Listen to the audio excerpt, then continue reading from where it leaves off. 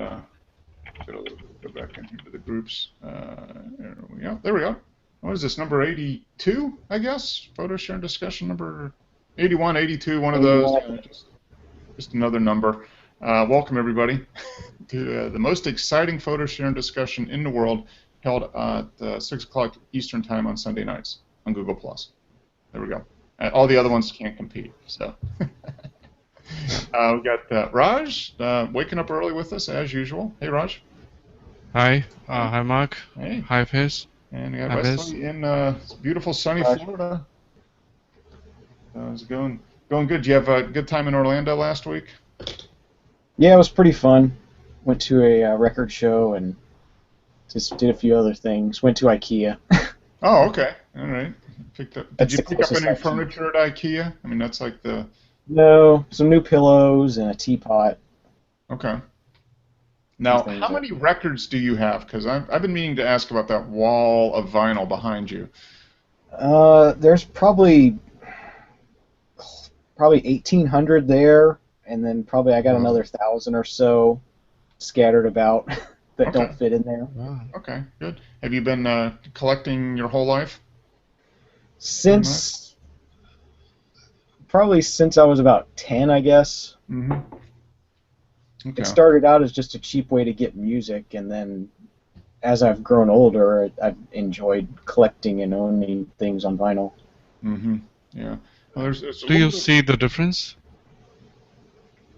Yeah, there's definitely a difference between digital and the all analog stuff. Mm-hmm. Now, do you listen through headphones or speakers usually when you? Usually speakers. Okay. I like the big feeling that you feel it in your chest and everything of having speakers. Mm-hmm. Okay. All right. Yeah, that's. It depends on the music. Some albums are better on headphones. It depends. Yeah. So there's a little bit of a resurgence in vinyl. I mean, there's a lot of stuff, a lot of newer music that's getting released on vinyl as well, and they're doing reissues and heavyweight vinyl now. I mean, like, was it the 180 gram? Yeah, it's really nice. Just about any album that comes out now, it's available on vinyl, so it's really nice to be able to buy that format. That's cool. I've been threatening to get a turntable for years, and but I don't have any. I'd have to get all new albums and everything, and that'd be a little expensive. I've got a lot of music, CDs that I've ripped to lossless files, which was what I do most of my listening to, and that's great. But man, I do miss the sound of vinyl. Yeah. Well, I got CDs over here too, so plenty of CDs as well. Yeah. Hey, you know what? Hi, Frank. Hello, guys. Hey. You know what? I mean, I'm not much into music, but in photography, the difference between analog and digital is significant. And I was just wondering, is there a significant difference between this vinyl and the digital music that we hear now? A lot of it has to do with how it was recorded and how it was mastered. I mean, digital can sound really good, but a lot of the times they're using a lot of audio compression to sort of make the quieter stuff louder and the louder stuff quieter, and it just sort of muddies everything. It loses a lot of the dynamic range, so it's kind of like I don't know, a JPEG or something. Okay. Yeah. So if we record raw audio, that might have better quality. Yeah. Okay. Yeah. And that's a big battle, analog vinyl versus digital, and I think what's happened, like you were saying, Wes, in the last 15 years especially, most of the new music that comes out is so compressed. So it sounds good everywhere, in the car, on your Apple earbuds, stereo, but it doesn't sound great anywhere. It just sounds okay everywhere. Yeah, I hear a lot of people walking around with their cell phone just blasting music out of its speaker. Mm-hmm. I don't know why, but yeah, that's but there are some very good. They're going back to a lot of the original master tapes on a lot of stuff and remastering correctly now. Yeah. For high resolution audio. Not even necessarily high resolution, but just a good master, or just a good digital conversion from the master tapes without messing around, compressing the dynamic range. So. Some of the original CDs back in the 80s were actually mastered off albums. Yeah. No, They didn't have the tapes. Yeah. Yeah. It's no, it's amazing. I've got some CDs from back in the early '80s. My initial CDs that I bought back in '80, '85, '86, something like that. And there's a difference. I mean, you can buy the same CD now, but it's been reissued and remastered a couple times, and it sounds different than the same CD, from 1985. There's a difference in the sound. Well, most of the early ones were actually made in Japan, and they're pretty collectible. Some of the really early CD releases from Japan. Mm-hmm. There wasn't anywhere in U.S. manufacturing at the time.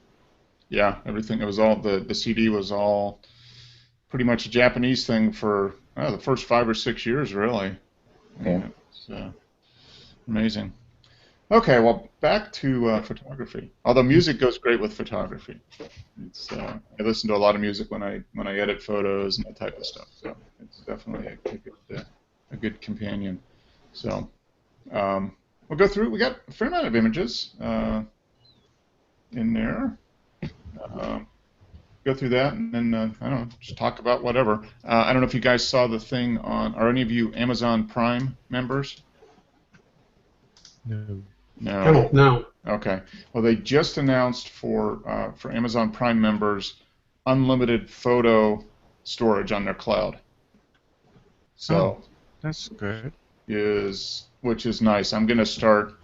I think I'm gonna start doing taking some of my images and uploading it there just to have another copy somewhere else. Not everything, but maybe recent images or that type of thing. And so that's. If you don't have a cloud-based storage solution, what is it, $99 a year for Amazon Prime here in the States? Not bad. But for $99, you can buy yourself a 2 terabyte external hard drive. Yes, you could. Yep. And terabyte. transfer speeds aren't 128 megabits per second. Mm-hmm. Oh yeah, no, it would take a while, but if you had to have the option of just having another place somewhere else away from your house, something else just as another backup for stuff that you're not going to change that much. Right. And that was accessible no matter where you went in the world. Yes, exactly. And that's if I were doing this professionally, I would definitely consider something, like this as a backup. But as if now it doesn't really matter. Even if my photographs are deleted, I can go out and shoot them again. So. Yeah. That's one way of looking at it. Definitely do it that way. Relative to what you have and where you are. Yeah. I've been a Prime member for 2 or 3 years, and I definitely take advantage of the 2-day shipping on a lot of stuff. So it's nice. But this is nice, another little added bonus, I guess, to it. So, but that's something they just announced, I think, last week or something like that. So. Yeah, I think it was. I just heard about it last week. Mm-hmm.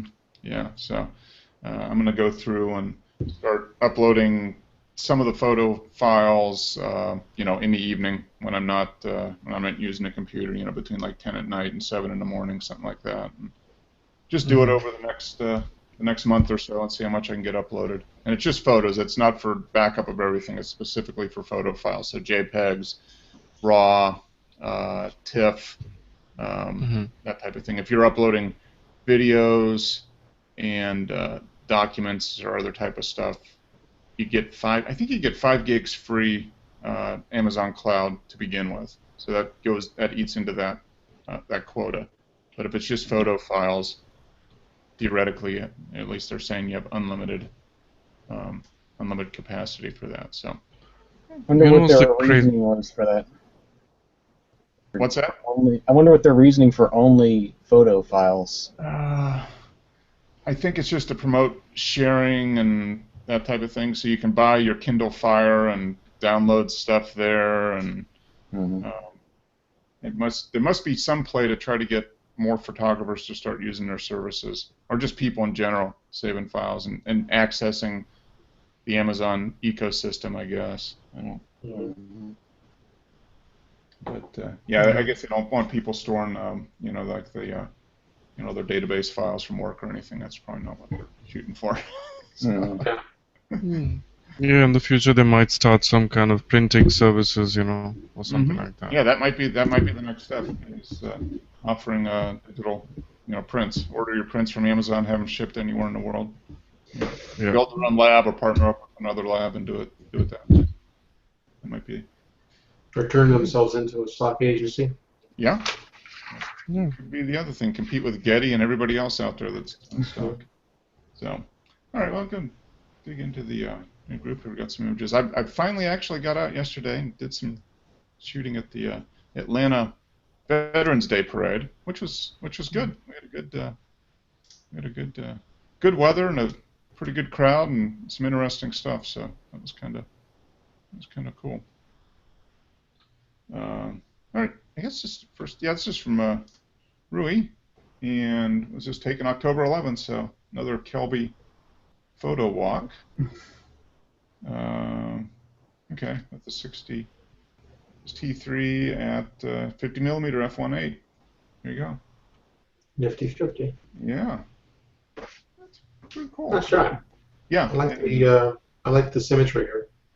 Very nice symmetry. The light's nice. Nice in black and white. I think it looks very nice in black and white. Some nice texture in the. I guess that's wood or maybe stucco or something on the outside there. Yeah, it's a nice image. My only gripe with this is the nines on either side are a little cut off. Yeah, Would like to have seen the whole thing. yeah, and it widened out, but who knows? Maybe there's something out here. Or, yeah, I'm just gonna. But yeah, it's a nice shot. Yeah, it is. There's some nice. It's very symmetrical and some nice texture and lines and curves and straight and nice shadow. Yeah, that's a nice black and white option there. Yep. Very nice. The shadows kind of give an idea that it was taken in the evening because they're like quite long in size. Yeah, I think it might be a little bit. Let's see. It doesn't say. Show exit footage. Which adds a lot of texture, especially to the medallion in the center. Yeah, you get that. The shading really adds a lot of depth and three-dimensionality to the medallion. 1011 digitized. It says 11:02. So yeah, late morning. So maybe the sun was coming up over. Okay. You might be in an alley or is that type of thing. Yeah, 11 in the morning local time. Well, he's in Spain, so he's Yeah. it's a little different. Yeah. A little different, but yeah, it's nice. Yeah, nice shadow. It does do a nice job of giving some dimensionality to the little statuette or whatever's in the middle there. Yeah. Very nice. And I wonder what this was in color. I wonder what the colors were. I wonder if this was like a red or a blue or something. I wonder who the lady is, Yeah. the statue. There's probably a little bit of story behind this building. I'm sure. Has to be. Yeah. Some significance, some kind of. Yeah. Maybe in the older town, older part of town or whatever. But yeah, it's nice. I'll have to ask Rui when he pops on here, find out what the story is, 'cause it's a neat image.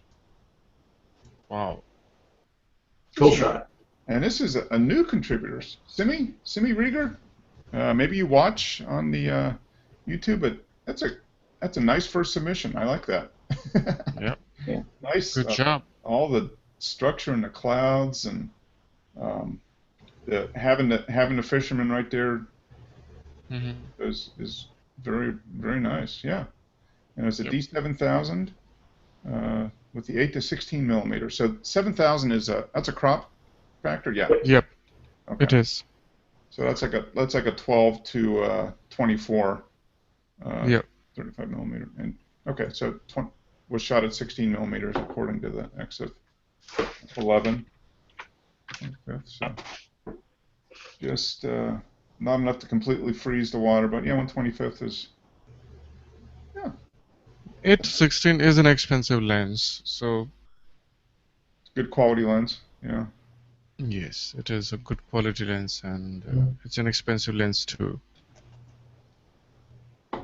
Yeah, some nice colors, textures in the clouds. I mean, I love the. There's multiple layers you can see in the sky.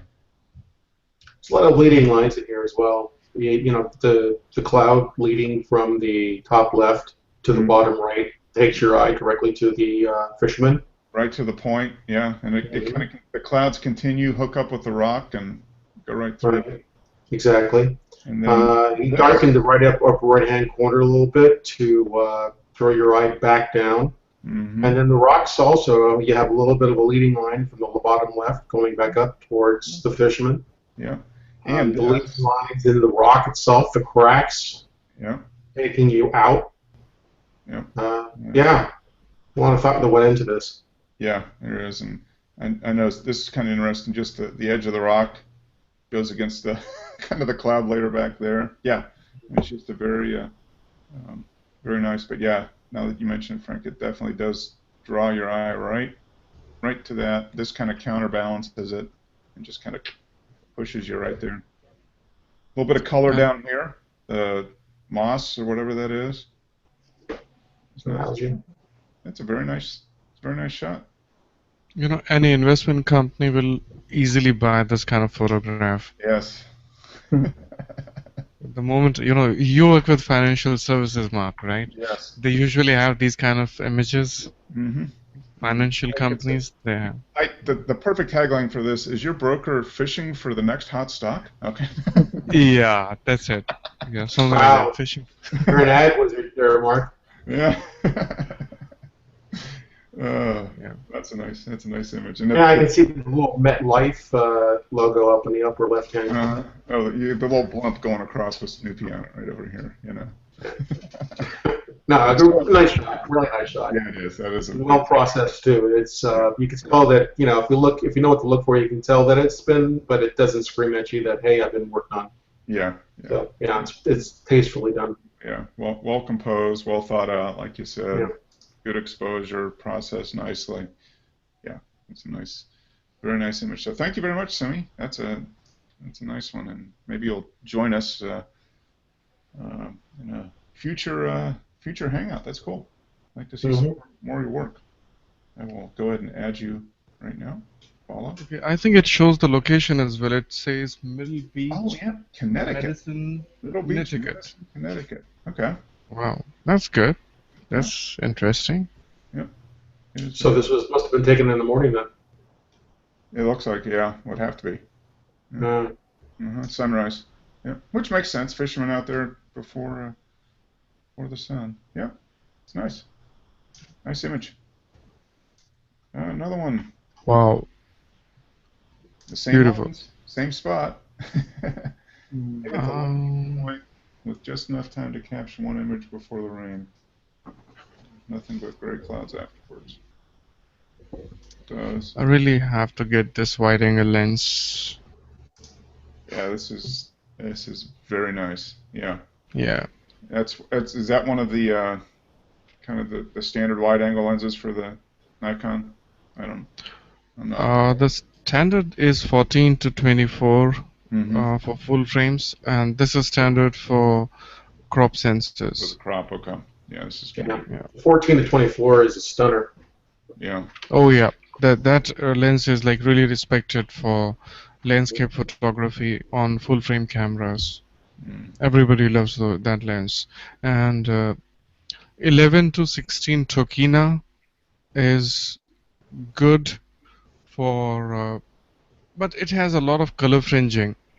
But it's 2.8, and the Canon 10 to 18 is really sharp, but it starts at like 4.5 and ends at 5.6. Okay, so it's a very slow lens. Yeah, like this lens is 4.5 to 5.6.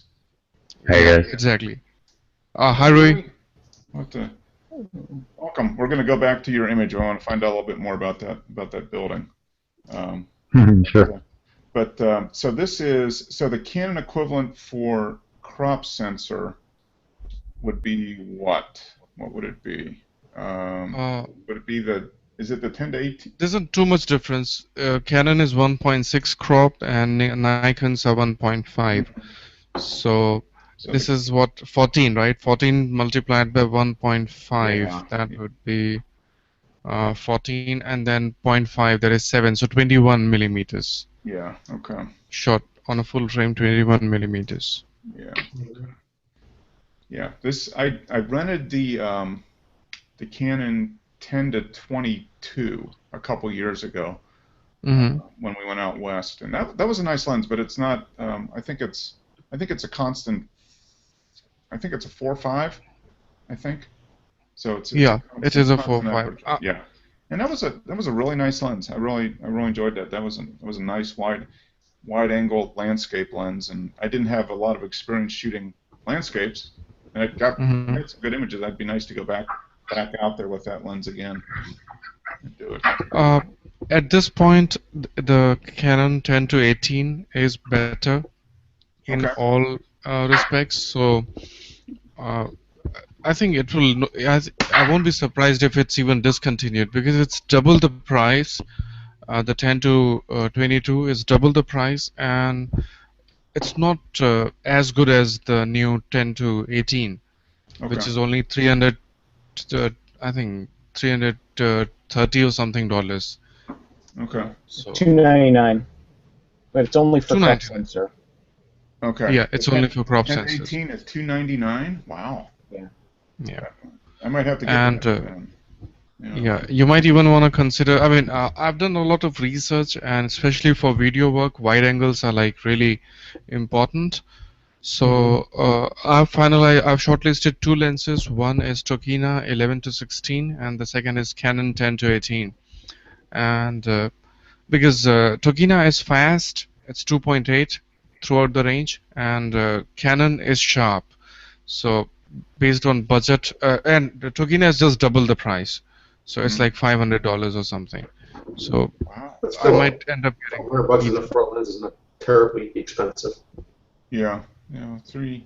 300. Yeah, that's not bad at all. 300, yeah, 300 is affordable, very affordable, and this is the first time that any company offered such a wide angle lens. Like 10 to 18 is pretty much like the widest you can get without getting too much distortion. Mm-hmm. So, and Yep. it's a sharp lens as well. You know, it does the job very well, Yeah. and That would corners be are like Canon- really sharp. great. That would Canon be is coming out with a 2.8. I think it's 11 to 16 or 11 to 24, something like that. who to- Canon is. Canon. Yeah, it'll be a straight 2.8. Mm. That's coming Wow, out but next that would That'll be cost. $1,000 lens though, probably, right? year. Yeah, I'll that'll have to be. sell my kidneys. Oh, no, one. No, one kidney. I want to have one. So one. Yeah. Maybe a liver, but not both kidneys. I really doubt whether it will be $1,000. It will be a lot more expensive. Oh no, I doubt it too. It'd probably be in the $1,800 to $2,500 range. Yeah. Yes, because wide angles are really crazy expensive. Yeah. I think Yeah. the 10 to 18 sounds like that might be one worthwhile getting because I really did enjoy the 10 to 22, and I used it most of the time was in that 10 to 15 range. Anyway. Yeah. I've got the 15 to 85, which is my, that's crop sensor only. That's an EFS, and that's what's on my camera 90% of the time. Right now, it's just a great walk around one lens deal, and it's very good for landscape. But the 10 to 18 would kind of cover the wide remaining. Yeah. But nice. But yeah, so let's get back to Sydney's. Oh, it's a great shot. I love the color Yep. again. Absolutely. The leading lines again going out. Mhm. The color in this is probably sunset. It looks like they might be facing, kind of in a bay or something because you can see land over here. Yeah, probably sunset. But yeah, the color of the setting sun kind of matches the sand or the beach here. Nice colors in the sky. 1/25th of the shutter speed was 1/25th of a second. Mm-hmm. So I'm imagining it might be on a tripod, perhaps. F16 Perhaps. 1/25th, yeah. ISO 800. Yeah. Guessing both of those were on tripod. Yeah, I would think so. Yeah, that's I doubt it. You don't think so? Only because he's using ISO 800. And why would he use 800 if he's using a tripod? Unless he tripod. Unless he was just trying to set for, just I don't know, just had a shutter speed in mind. Just a second, guys. Okay, that would be the only thing. You're trying to get a set, like 1/25th. Maybe that was enough just to blur the water a little bit. I don't know. I don't know. I don't know. I would be willing to say you could have lowered the ISO probably 2 stops, open up your lens to f8, and hyperfocal focused, and you probably still would have gotten all you ever wanted to get in focus with a 14mm lens at f8. Yeah, that's true. Though you start getting that shallow or that wide angle. Depth of field is not that hard to get. Right. Yeah. Right, with the 14, you can hyperfocal at 5.6 f8 through about 3-4 feet to infinity, and I don't know. The wide angle really distorts the perspective, so I have no way of knowing how close the foreground is. I mean, he could be just a few feet away. Yeah. Which would require then the f16. Yeah. Yeah, I know. When I use my my 8mm fisheye, I mean it's manual focus, but I hardly ever have to move the focus. I mean, it's just the main thing I have to watch out is that my feet aren't in the image.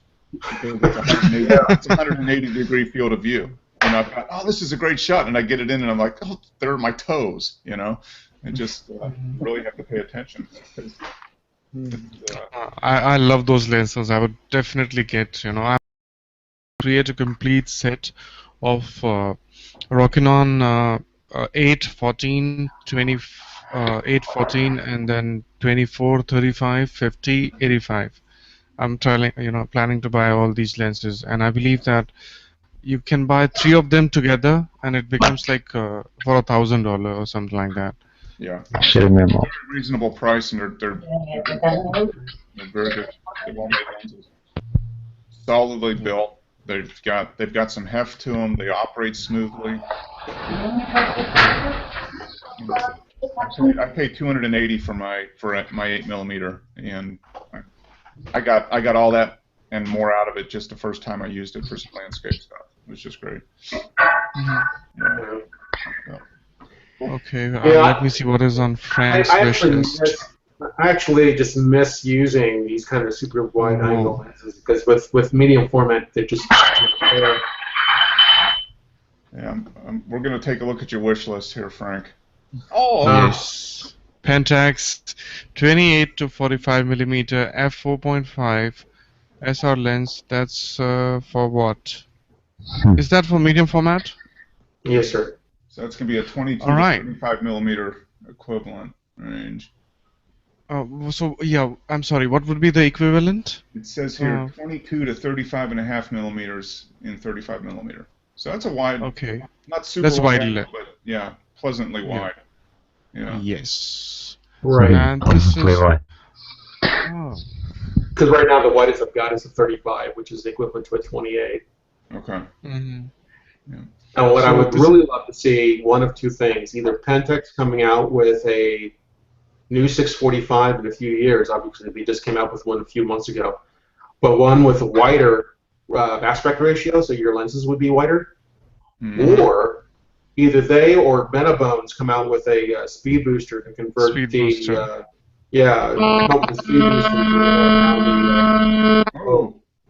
feedback there. Really. So would that convert it to what? What would a speed booster do? A speed booster would eliminate the crop factor. Oh, okay.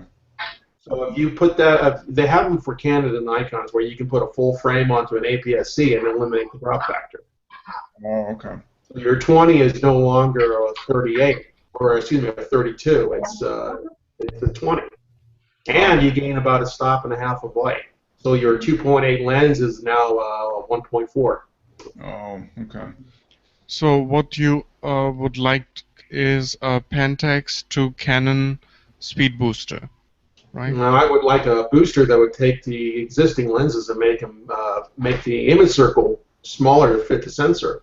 So my existing 35 would actually not be equivalent to a 28, would be closer to a 20 or 24. Yeah. Okay. Yeah. So No, with one guy, I have two lens options. so you'd be putting it on which camera? I would be putting on a Pentax 645. But that's already medium format, right? Yes, sir. Yeah. The So- speed booster eliminates the crop factor. Or by basically how that works is it takes the image circle, which is already huge, and narrows it down to the size of an APS-C sensor. Well, this is how it works with their current gear. And with the it's the same premise with the 645. You know, you don't have a sensor the same size as the negative. So what you would end up doing is it's the reverse of a teleconverter. It's a wide converter. Instead of taking the image circle and making it big, it takes the image circle and making it smaller, just big enough to go around the sensor, so you get more information. Therefore, you get a wider angle lens. Okay. Okay, so am I mean, if I got it right, you would be able to use your Pentax film lenses, your medium format film lenses on your digital camera. I can do that now, but they would just be wider angle. I mean, yes, you get crop. I mean, Yes. but you lose the wide range, and you would be able to get it. Okay, that's what I was thinking is you wanted to use it on your DSLR, the medium format. No, the Pentax is the only camera I've got. Yeah. Okay. Oh, I thought that you have a DSLR as well, and you would like to use this lens on DSLR and on medium format both. The medium format is technically a DSLR. But I don't have anything like a full frame or an APS-C size. Yeah. Okay. Yeah. I think you should just buy it, Frank. It's $49.96.95. I'm sure it was $5,000. Yeah, exactly. You know, What will you do with two kidneys anyways, you know? It's new release, too. dialysis is not all that bad. Yeah. Yeah. Yeah. It would be such a great hobby if money was no object, wouldn't it? You can just buy whatever you wanted, whenever. No, it wouldn't be. I think it won't be fun because I'll tell you what. I was crazy about a lot of things and I lost my interest as soon as I got them.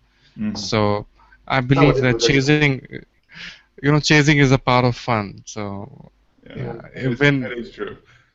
It's true. You got the carrot out there in front of you, and you're like, okay, well, maybe I can get this someday. And then in the meantime, you just keep working with what you have and get better and better with what you have. And yeah, but coming back to Frank's discussion, Frank, I mean, you already have two kidneys, and why you just quit drinking? Don't drink carefully, and you can buy the lens. There's no. you could buy a couple lenses. Come on. Yeah. Yeah. I think it's a third grade. Yeah. Oh boy. It's a beautiful photograph. Yeah. Okay, Speaking this one is mine. photographs, this one, wow, Raj. This is it's got a very dreamy. The water. Yeah. It's got a very flowy, dreamy feel to it. Yeah. So, tell us how this, because did this have a little bit of manipulation in Photoshop? Yes, it did. Right. So there's a university. I live behind a university. So there's a university, behind my house, like behind our colony. So I go there usually to take photographs, and that sky was this beautiful. No manipulation in the sky part. It was this beautiful, and it was taken on a point and shoot. So there isn't too much scope of editing anyways. It was a JPEG on my Fuji camera. Okay. So there isn't too much scope to edit anyways. Sky was that beautiful. And the black thing that you see is our buildings of university. Okay. The water is photoshopped. Okay. Okay, and obviously I got rid of a lot of. I mean, as long as I was photoshopping, I thought like I might as well get rid of a lot of things. So I did get rid of a lot of things, but water was just not there. The university ground was there, and Oh, wow. and yeah, So you just basically And selected everything along that line and put some water in. yes, yeah, I created water, and these buildings which look really small, they were not that small. I mean, Let there university be is water. big, but yeah, it's not that big. It looks like, it's like many kilometers away from where I'm shooting, and there's nobody, absolutely nobody in the shot. It was definitely not like that. It was these things were bigger. I've made them smaller because I had a lot of sky, you know. So I was like, I really thought how much I want, and they were not this small. There's bushes, and then those buildings in the background. They were bigger and they were visible, but I made them really small to give them a look like, I went to, I went on a trip to an isolated space or so, some isolated place or something, but it was not like that.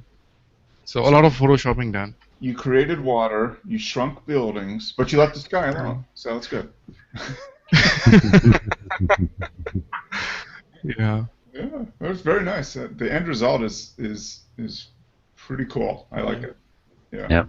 The colors, the Thank you. reflections of the clouds and the water there, what you photoshopped, I'm sure. Yeah. Yeah. So I won't ask how you did it. I'm sure there was how long did it take you? Let's just ask you that. This one didn't take too long. I mean, it was really simple. All I did was increase the canvas size, towards the bottom. And initially I was trying to keep it 50-50, but then I decreased it from 50 to somewhat around like 30. So Okay. bottom was like the reflection is 30 and upper portion is like 50. So that is the ratio. Okay. And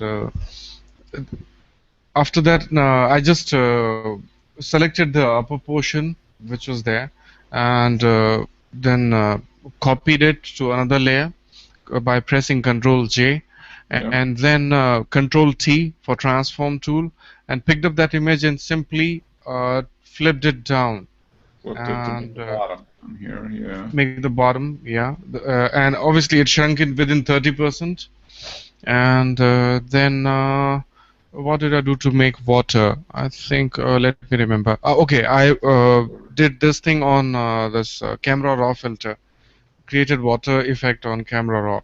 So what I did was I went to those levels. Frank would know. Frank, the level thing that we have in Lightroom, that bar, what we call that? Let me find out. Hang on. Yeah. What is it? So with the levels, I just sorry. I was say the tone curve. Tone curve, exactly, the tone curve.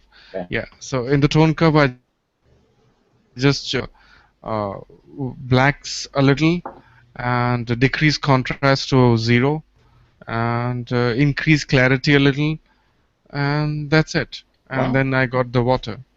Cool. Okay, not too It complicated. didn't even take 15 minutes actually. Okay. Very quick at it. Very good. Yeah. Nice result. I like it. It's got a nice, Yeah. very nice feeling to it. Very peaceful, very dreamlike, especially up here. Yeah. It looks like you took what it looks like is you had the camera next to the lake and you took a very long exposure and the water around here was kind of, waving back and forth a little bit because you needed to get the sky colors, and as a result you got this nice pillowy water. Very nice. I like that. Thank you. That's talk about a wallpaper shot for your computer. Yes, this is an. That's a very nice wallpaper shot. As a matter of fact, I'm going to download it and put it on my laptop. How about that? Oh, I like it. Very nice. I'm honored. No, seriously, I'm honored. This is. Cool. That's a nice. It's so cool when we can create images. All right, I would love to discuss this part, and I was actually thinking about it. Remember the time when I am talking about me, but even as a group, when we started, like few months back, from that point till this date, I was going through my photo stream, and I could see the difference. Our photography has improved. I could see, mine has improved for sure. I was going through my photo stream, so yeah, I can see the difference that yes, my quality is going up slowly and gradually. I think mine is too, and I think it's just a result of sharing images and talking about them and getting ideas and getting Yeah. other people's perspectives, because we see things like we say so many times, almost every week it seems like we see things differently. Everybody looks at the same thing and you see something completely different. And by hearing other people's perspectives of what you have done, it gives you some more insight into, because you were there when you took the image and you processed it the way you wanted to process it to present it. But other people look at it and say, well, if you did this or you did that, that sticks. And then next time you're out, I think it enters into your decision-making process. So and that's how we get better. So that's cool. Yes. So now I can say guaranteed to improve your photography. I'm just going to put that. Yeah. That's going to be the next week. This will be guaranteed to improve your photography. Absolutely, it's just true as well. I think it is. Yeah, I'll write a testimonial. Okay, good. It's sure he pays you, right? Yeah. Yeah. So We might be onto something big, Mark. yeah, I think so. I mean, you're in. Yeah. We are on the verge of creating an academy. And That's too international. maybe we won't have to sell our kidneys. That's the goal. Yes. We don't have to Eventually. sell our kidneys. Yep. These Luckily, companies with a might few be sending rinses. us. Yeah. We might be. At least we might get the demo ones for a few days. Once we get big enough. Yeah, take over the world. It'd be great. So this one, I think I posted 4 images to the group. Yeah, we went to the Atlanta Veterans Day Parade yesterday. We got there early, and it was we wandered around about an hour before the parade started, so we were able to walk around as they were staging the parade and everything. And this was a truck at the head of the parade, and behind it were, I don't know, 200 motorcyclists. Legion, Wounded Warrior, Harley, motorcycle owners, whatever. And but this, I just saw this, the flag, and then I just love the little sticker there. They started it, we'll finish it, with the flag. So I had to crop a little bit more on this side because there was some distractions over here. But I did try to get. I didn't have to crop too much on the flag on this side. I tried to get that as I shot it, and do that. So I just wanted to try to get the colors of the flag there to kind of match up with the flag on the bumper sticker. So kind of interesting. I really like the sticker one. I wonder how would it look in black and white. Yeah, that's. I've got a few images here. One I'm working on that I'll probably post for next week that I took in color. It was a sculpture, and I'm playing with it in black and white, and I think I like the black and white result. I'll redo this one, too, in black and white, too. That might be interesting. But there's just so much color. I mean, my initial thing was the red truck, the red, white, and blue flag, everything. So it was kind of interesting. But we got out, and it was a fun morning. We got to talk to some of the old veterans, the guys that were in World War II, and unfortunately, they're getting so old now. I mean, they're passing away daily. But got to just spend some time talking to people. Just a lot of history, and had some great conversations. So it was a fun morning. And here, as the parade was going by, I just turned around and zoomed in on the apartment building behind us, and I just noticed beautiful. All the this one's very nice. Yeah, and the pattern. And I don't think I had to crop this at all. I just zoomed in and kind of framed it and got Did you just straighten it? Maybe a touch, but I don't think I cropped it, and I might have straightened it. Let me take a look. I don't think I did though.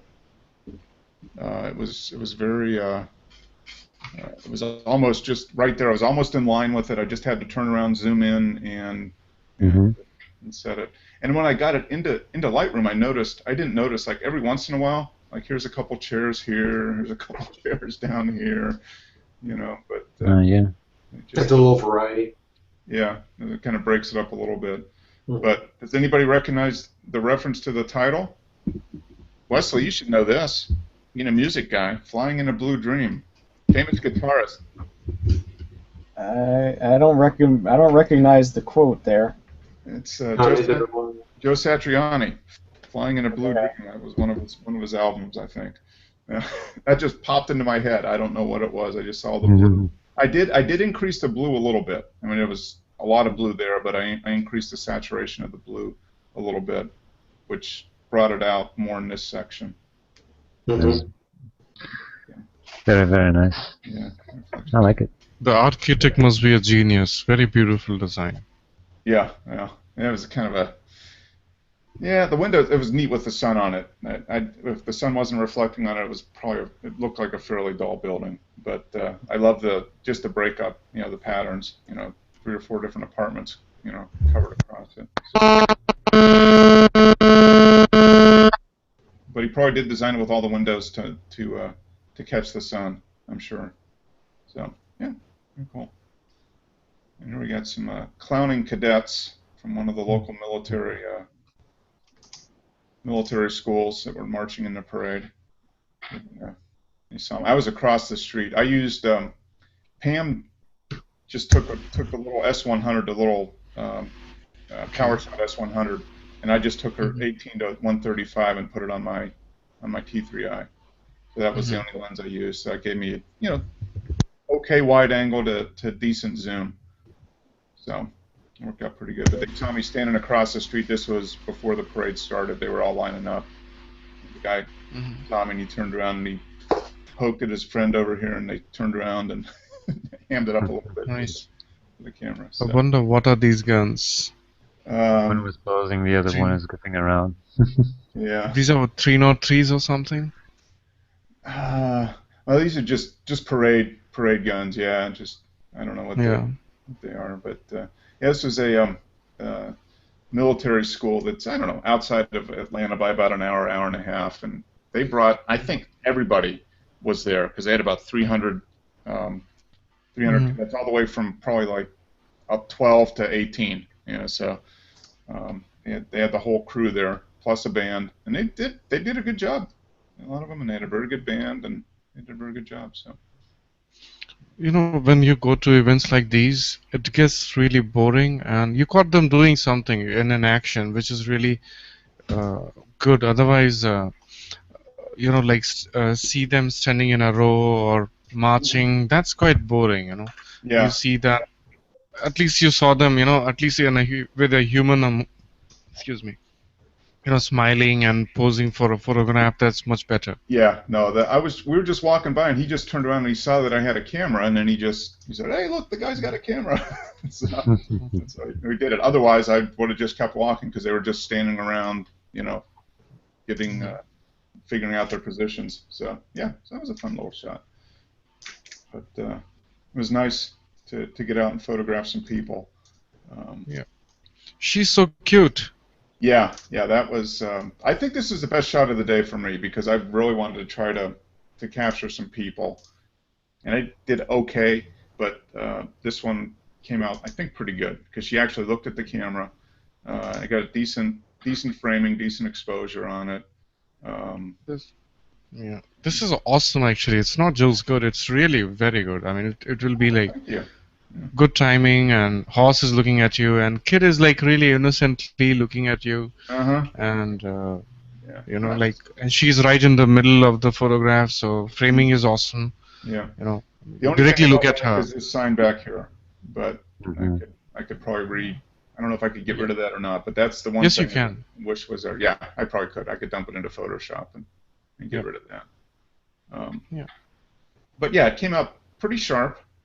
Yes. And I got her looking right at me. I think this is her grandfather. I said, "Are you her grandfather?" And he kind of smiled, so I'm assuming it is. But it was a group of, I don't know, 20 people, horse, in the parade, local area, that were veterans that were, ride their horses in parades, and a number of them had kids at the front. And, she's wearing a cowgirl cap. Yep. Girl in pink. She's got the pink in her boots, which I didn't notice until I looked at it this morning. Yeah. And the pink in her jacket, and the pink in her hat. So yeah, that came out pretty nice. I'm not a big people photographer, so that was one of the things I wanted to try to do was to try to get some people shots, and this one came out pretty good. So. And this horse is wearing sheriff's star. Yep. Horse is wearing a sheriff's star. Yeah. So, it came out pretty good. I'm going to work on this a little bit in Photoshop, see if I can get rid of this, and Yeah, I think you it'll can be a easily little do bit that. better. Yeah. And this was at 135. Yeah, I needed all the Zoom. all the zoom on that lens, and so. Pretty Well, good. considering that you shot at 135, which is effectively like 200 something in Yeah, it would be right around just over 200 millimeters. Yeah. And they yeah, were and about then you shot 40 at feet away. 160. Yeah. Yeah, 1/60th of a second. That means you really have like sturdy hands, you know. Well, the image stabilization, I'm sure, played a factor in this. I needed Okay, that extra it does help. stabilization, I'm sure. But it's, I mean, I have sturdy hands, you know. I can shoot like I can go down to 1/10 of a second. So that's like I have very sturdy hands. Yeah. If I zoom in, if I go like 1:1, I mean it's a little blurry. His hand, he moved his hand right as this is blurred. You can see that now. But yeah, overall, I mean I think it came out pretty good. Yes. Only the hand portion is not. It has a motion blur. Hand has a motion blur. teeny tiny. Yeah. Yeah. All right, Frank. This is. All right. Talking of that, I wanted to discuss this thing. We need a theme for this month. You know, November has started, so we don't have a theme for this month. Let's think about that, and we'll come up with a theme that we can use for the what 3 more weeks? Yeah. 3 or 4, and we'll just go into the first part of December. We'll go into the first week of December. Okay. But yeah, we'll do a theme for the next few weeks. Okay. All right, Frank. Gold Coast Expedition. Where is this? And let's see. This is awesome. Yeah.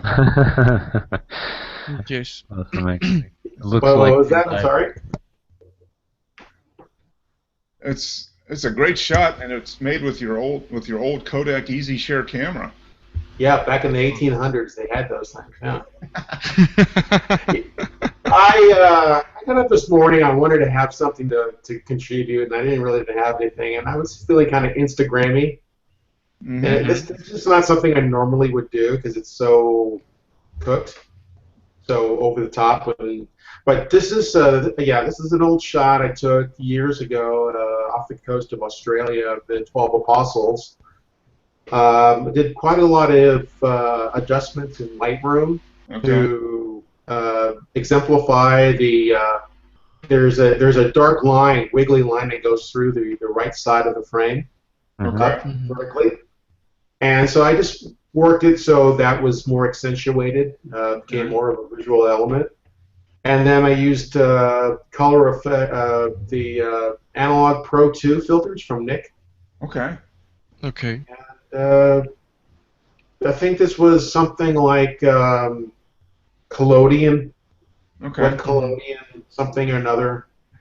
So yeah, I just kind of farted around with it until I got something that I thought was, So the stray hair, was that part of the filter itself? Yes. Ah, it's amazing. They thought of everything. I had to pay extra for that hair. You realize that? Yeah. I mean that. I mean, for me, as scanning images, I get this every time. So, that lets me know that this is a real image. And here you are, you're working your butt off to not get it, and here I am, I'm paying $150 hey, this is great. to put it in. You know, the first thing I thought when I saw this photograph was like, you might have bought some vintage medium format film, and you might have shot it on your medium format camera. You know, that's what I thought initially. But then I saw it was digital. I favorited this photo. The moment I saw it, I was like, wow, this looks like something historical, like something important. So I realized it later on that it was digital. But my first impression was like, wow, this has to be something, like really important. It looks like something which was shot like way back, maybe a century back. In fact, it definitely has an old feel to it. And I think you've got another image of the 12 Apostles in your photo stream. I think you shared one of those last year. It's something you can frame and put in your house if you're a bachelor, and you can tell it to girls who come to your house, like, my grandfather took it 100 years back or something like that. When he was at the Australian prison colony. You can brag about it. Yeah, Sneaked out, exactly. and he was the official prison colony photographer, and that's what he got. Exactly. You can brag about this one. Yeah, well, that's a great work on that. I mean, that was just, if I remember right, you were there, and all you had was that you were there for a week or something. Was it like business or? My cousin was getting married, Okay. and so I had my RZ67 with me, but I wasn't about to lug that 13-pound beast around.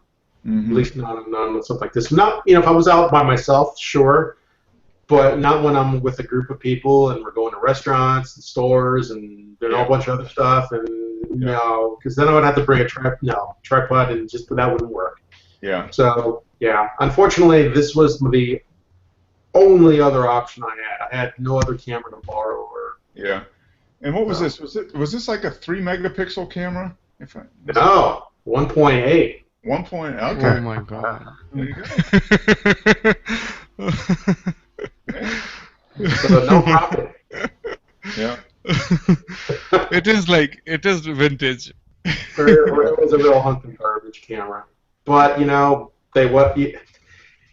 everyone says the best camera is the one that you have with you, and I have to completely disagree with that statement, because it's the one you have with you, unless you have the EasyShare CX6230 zoom.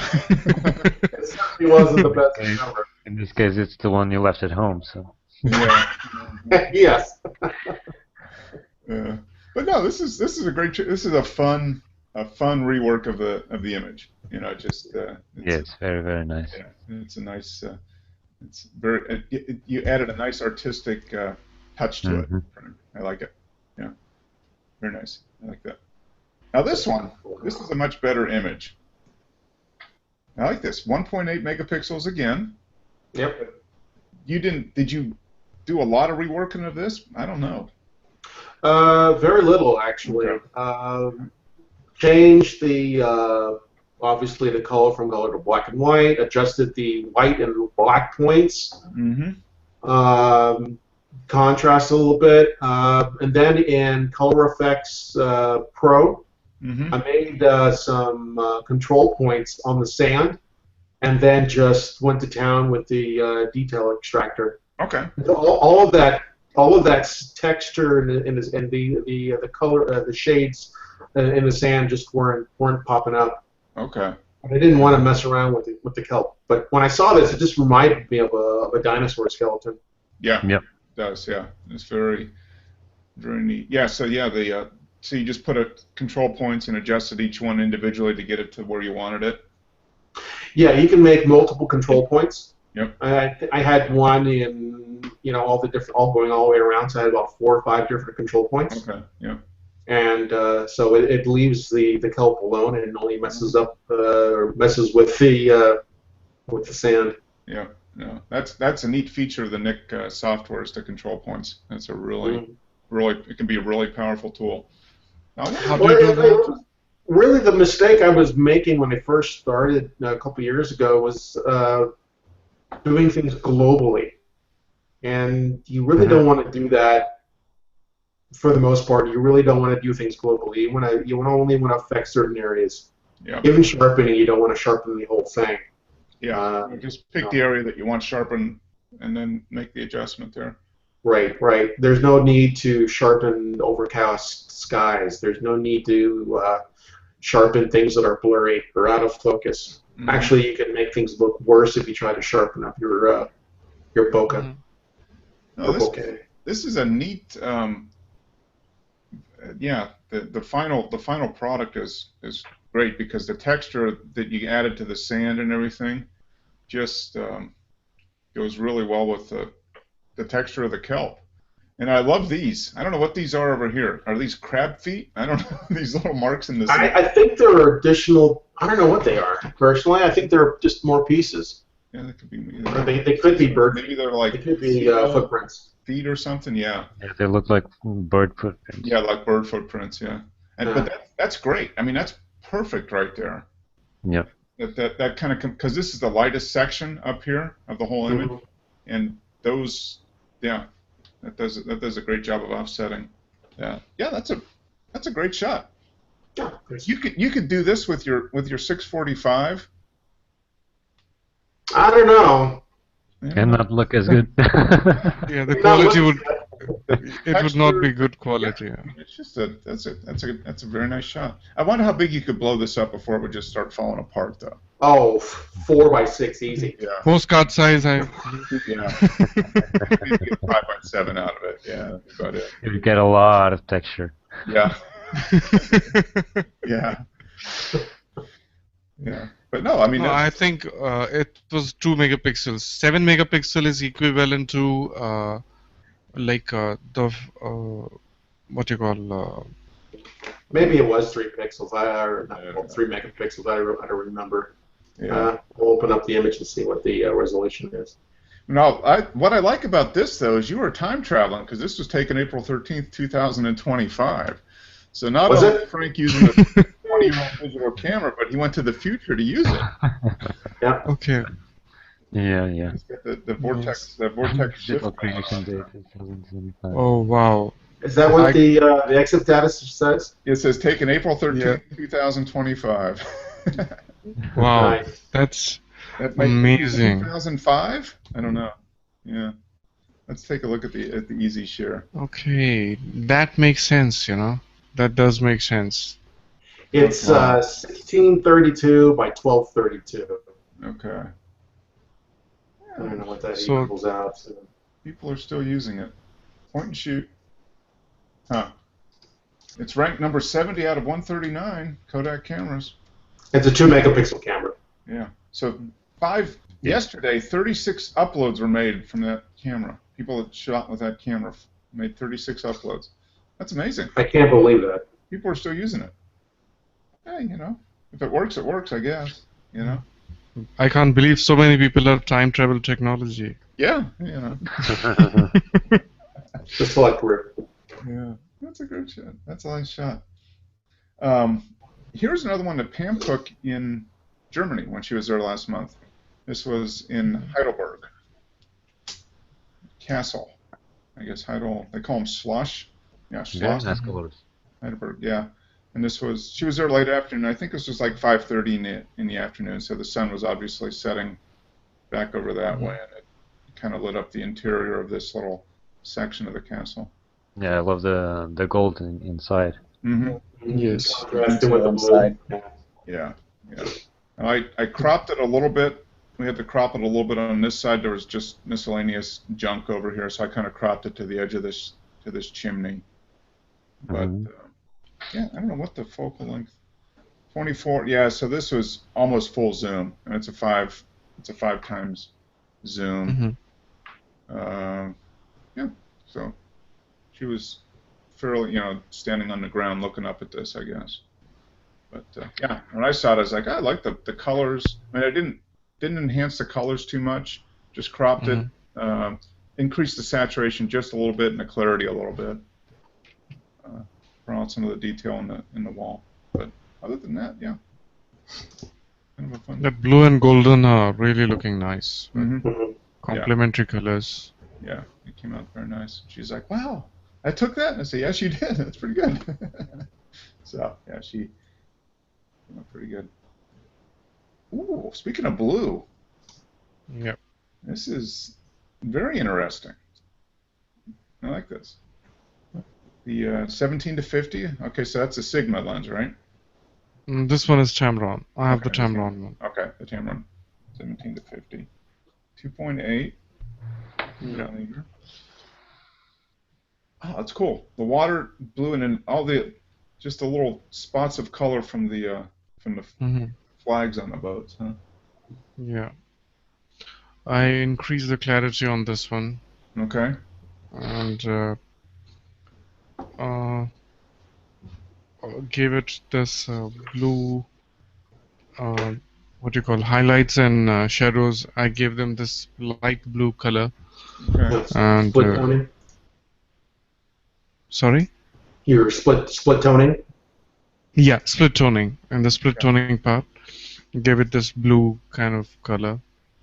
That's it. Rest is the image only. And this is the Ganges River? This is the Ganges, famous Ganges River.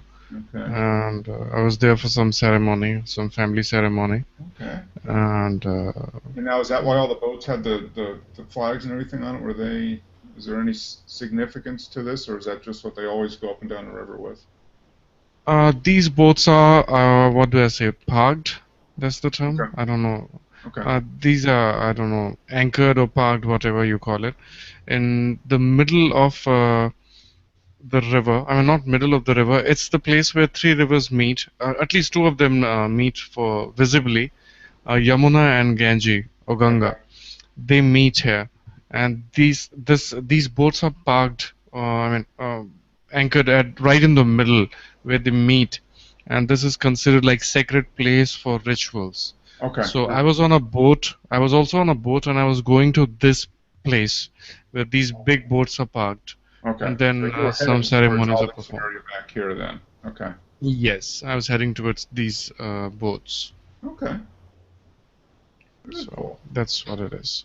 Yeah, that's neat. That is that blue color, and then just with the yellow and the red offsetting Yeah. it. That's a neat, nice feel to it. Very nice. Thank you. Nice colors. Ooh. Okay. Leaves. So you converted this did you convert this to black and white? Yes. Okay. No, they were black and white leaves, you know. Yeah, I mean, I wanted to Nice give, background. Yeah, that's great. yeah, those things that you see, that in the background, Yeah, there's a those, texture. yeah, those are electric wires. Hmm.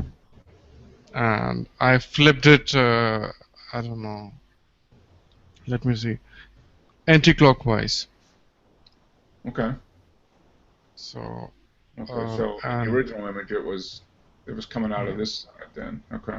yes, and it was these are like fresh leaves, like new leaves, and sunlight was hitting it directly.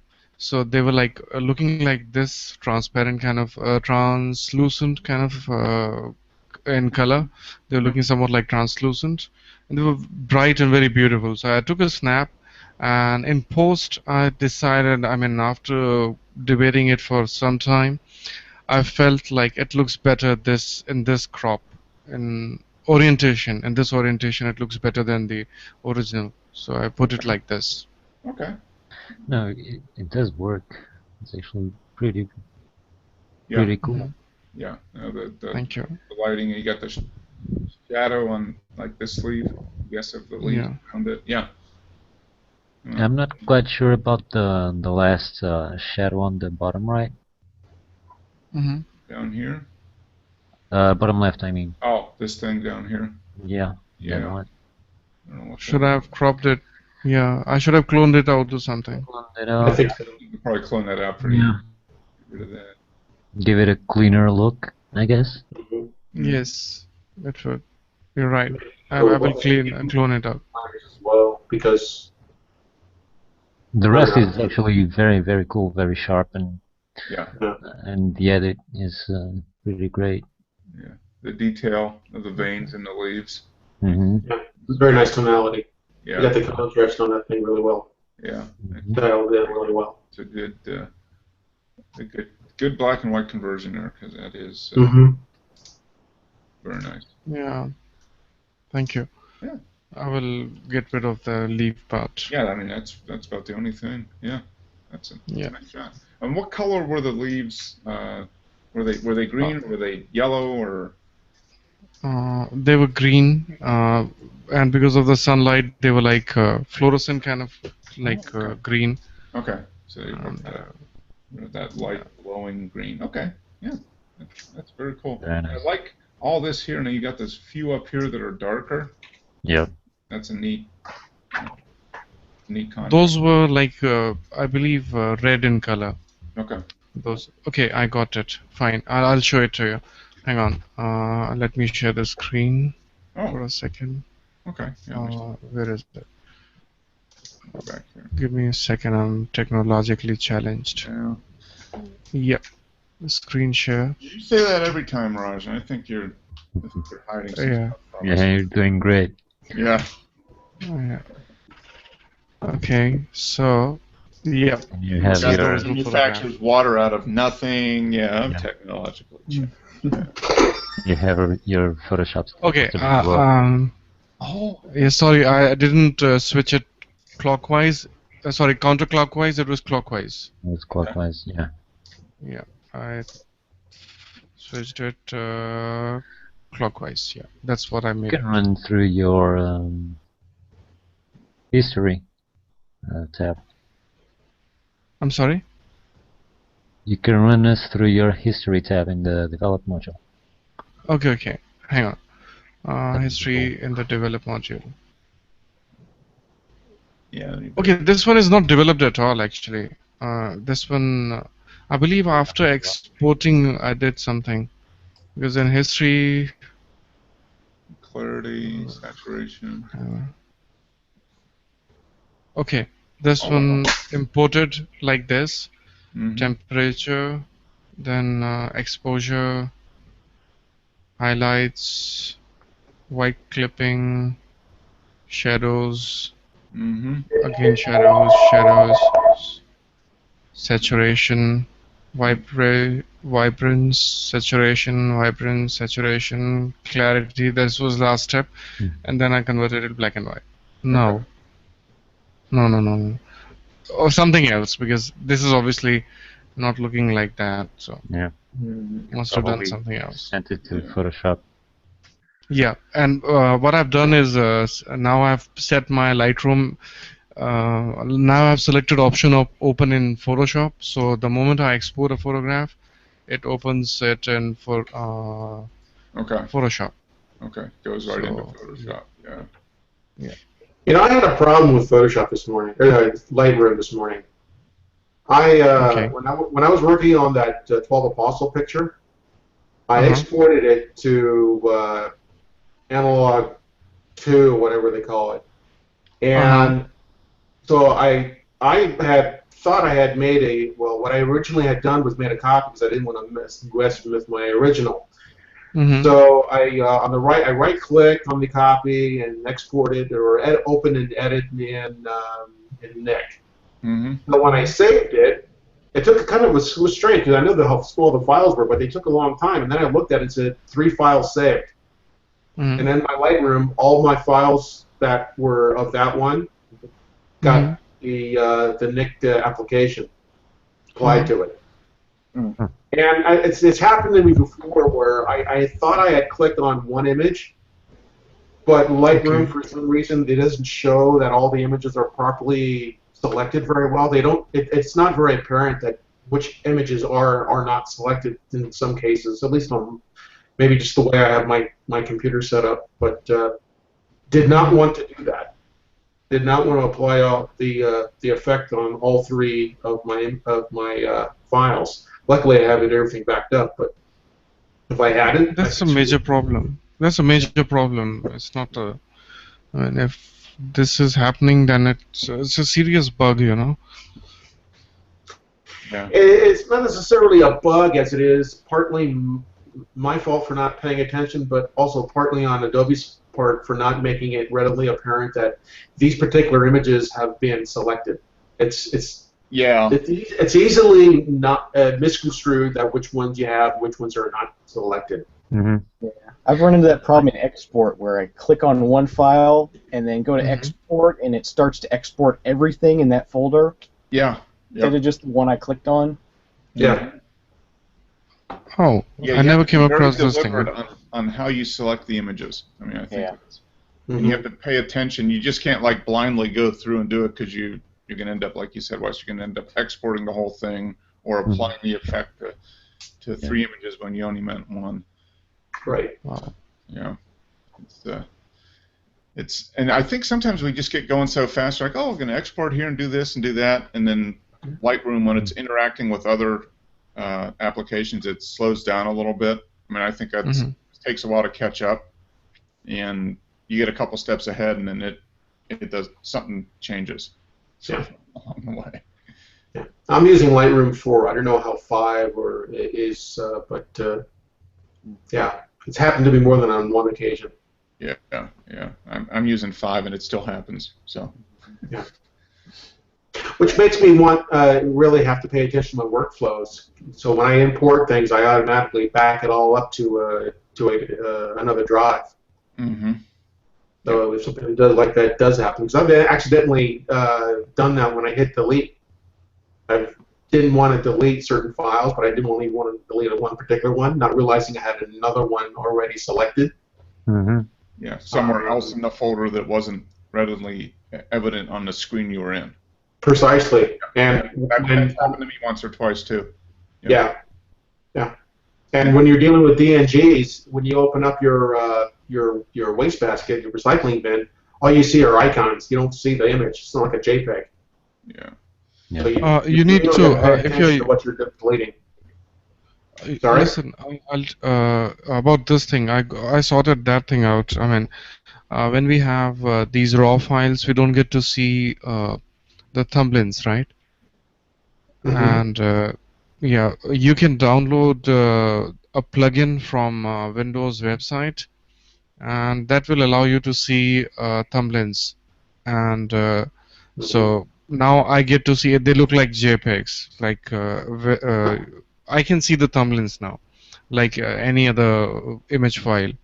So that is possible. I did it recently, like few days back only. I downloaded. I was like really sick of this thing that I had this thing installed, Picasa installed just because I wanted to see my raw files, which file am I dealing with. And then after, if I had to open a file in Photoshop, I had to like go through that image in Picasa and note down the number, and then go to that image and then right click and open it with Photoshop, right? So I was just thinking like there has to be some, I mean, Microsoft is a huge company, they would have done something about it. And I searched and they have a raw plugin for Windows Explorer, and it's like 35 something megabytes MBs, and then install it and it does the job. Mm-hmm. Nice. Cool. Yeah.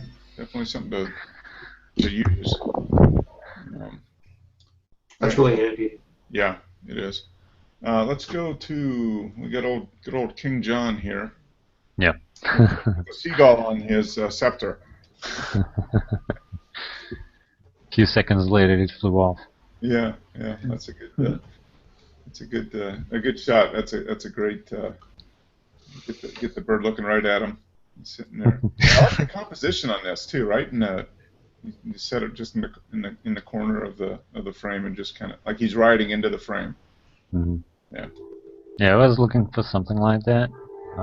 This is actually straight out of camera. I just cloned out that spot, and that was it.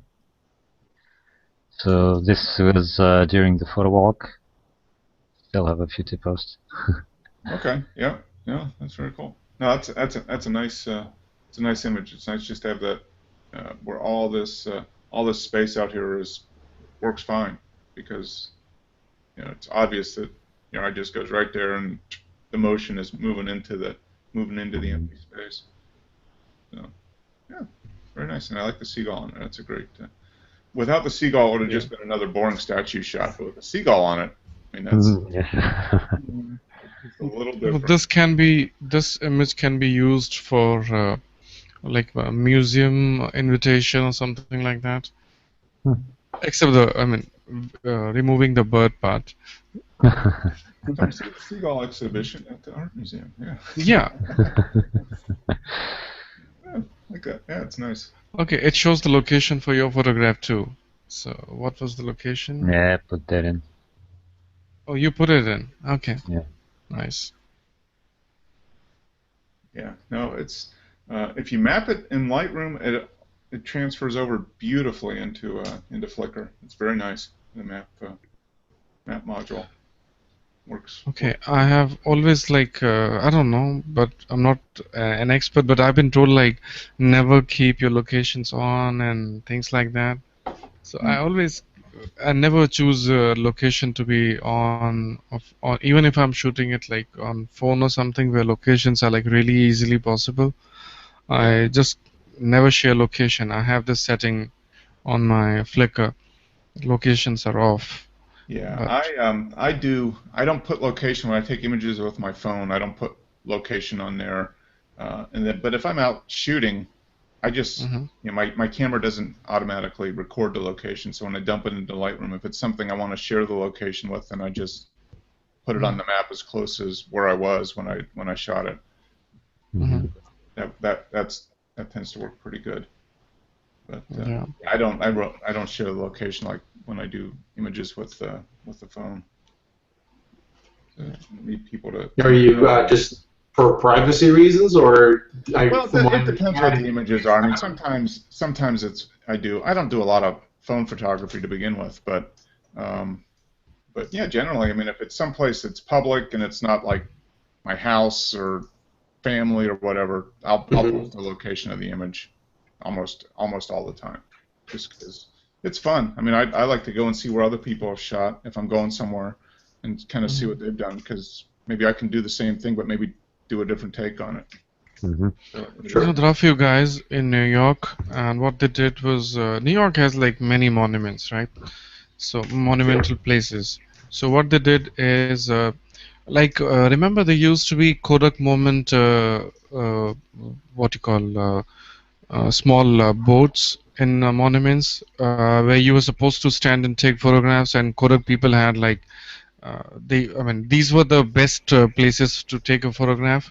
Mm-hmm. So similarly, they have in New York they have marked a lot of places uh, where you can just stand and take a photograph of that monument and you'll get the best shot. So they went around the monument and they found the best spot for taking photographs.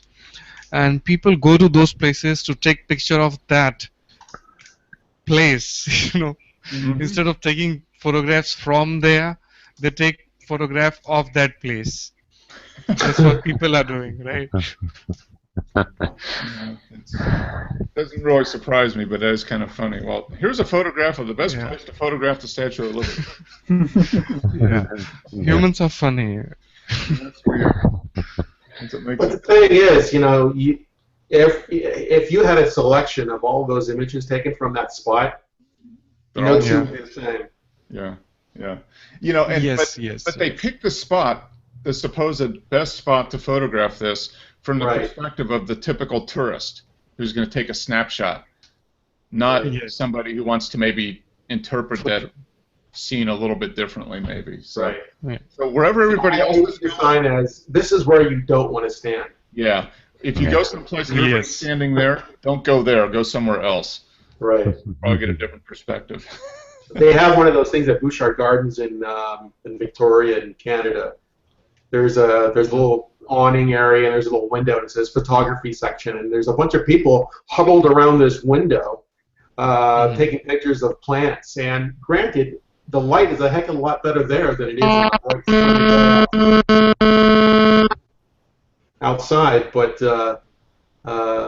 yeah, it was just kind of funny how they would have a sign that says, if you want to take the photography, this is where you have to stand. Yeah. It's, but Never mind the 98% of people do it. They see the sign, it's like, okay, this is where I have to take my photo, so I'm going to do it. Yeah. Well, if they think, well, maybe I'll get something better here, I suppose. Yeah.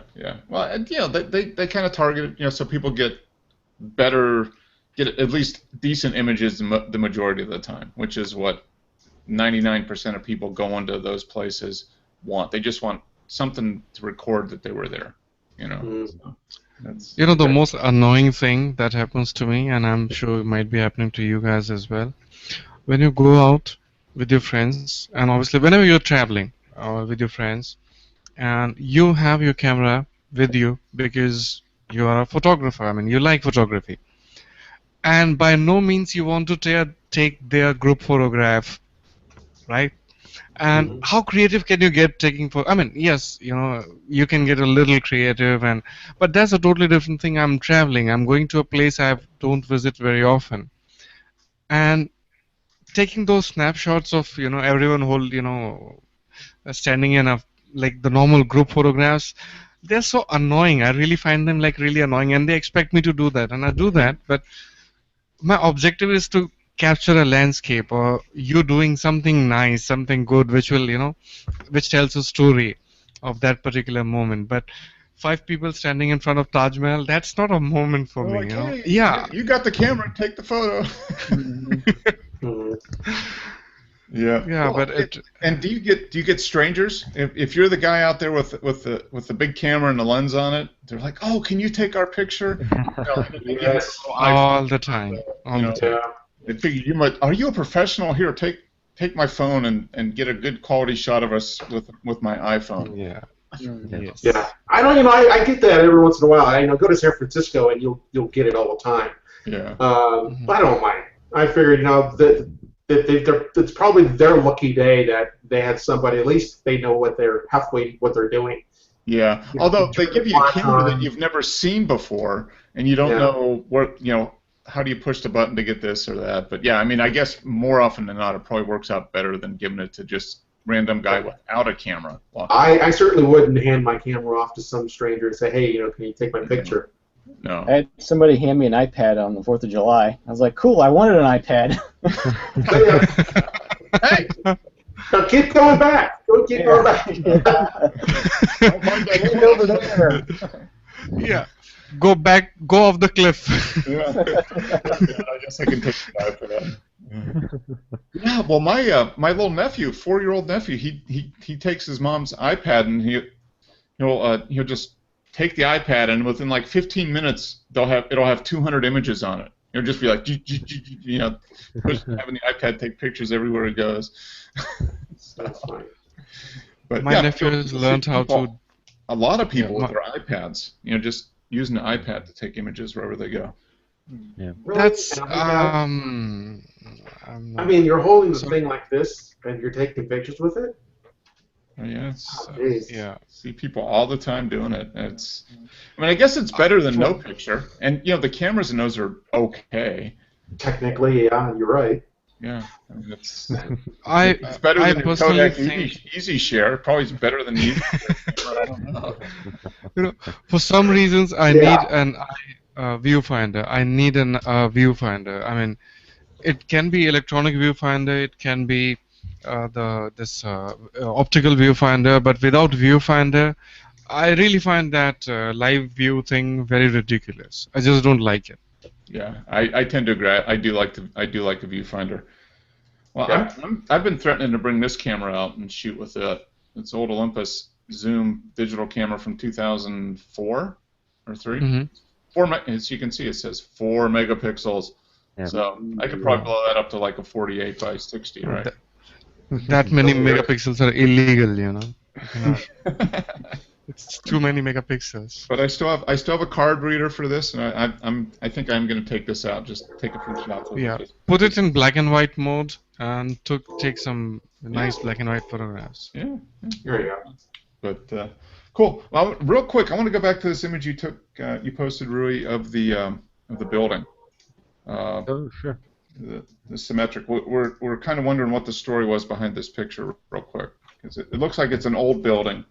And it's got this little statuette in the middle of it, so it's got to be important, right?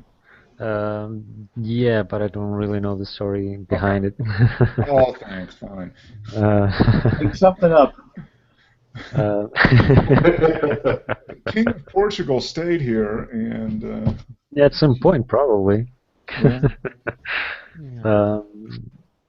But yeah, this is at the beginning of the photo walk to a part of the city I haven't been before. Okay. And there were actually quite a few old buildings with that kind of architecture, and old bars protecting the windows, and old gates, and all that ornamented Lots stuff. of interesting, ornamental ironwork. And what color was this? Was it blue or red or something? That was rose violet kind of. Okay. I can probably show you that. Yeah, that came out pretty good. I like that. But Anytime a yeah, building's got a statue in the middle of it, it's probably worth something. It's, Guys, I got to get going. Can you see that? Okay. yes, I'll we see you can see. next week. Oh, yeah, I want to see this. Yeah, there we go. Okay. That makes sense. I think it's Much good, too. it's nice in color, but yeah, Yeah.